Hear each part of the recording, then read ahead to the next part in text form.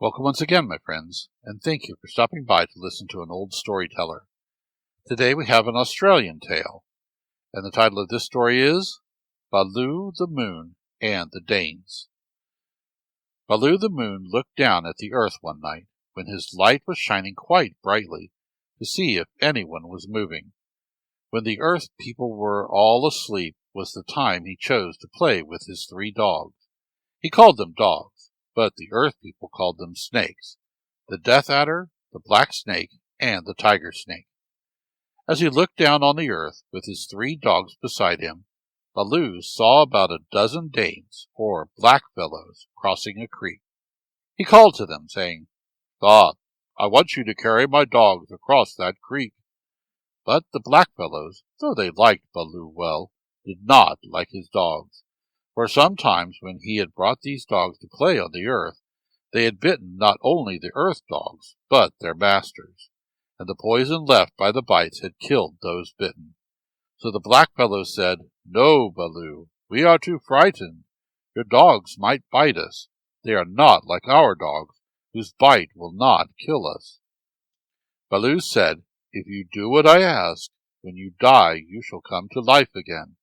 Not die, and stay always where you are put when you are dead. See this piece of bark?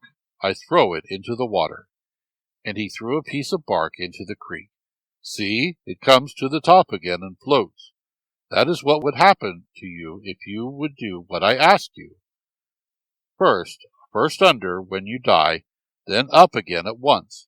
If you will not take my dogs over, you foolish Danes, you will die like this." And he threw a stone into the creek, which sank to the bottom. "You will be like that stone, never rise again, Womba Danes." But the blackfellows said, "We cannot do it, Bahloo. We are too frightened of your dog. I will come down and carry them over myself to show you that they are quite safe and harmless." And down he came, the black snake coiled round one arm, the tiger snake round the other, and the death adder on his shoulder, coiled toward his neck. He carried them over. When he could cross the creek, he picked up a big stone, and he threw it into the water, saying, "Now, you cowardly Danes, you would not do what I, Bahloo, had asked you to do, and so forever you have lost the chance of rising again after you die. You will just stay where you are put, like that stone does under the water, and grow as it does to be part of the earth. If you had done what I asked you, you would have died as often as I die, and come to life as often as I come to life. But now you will only be black fellows while you live, and bones when you are dead."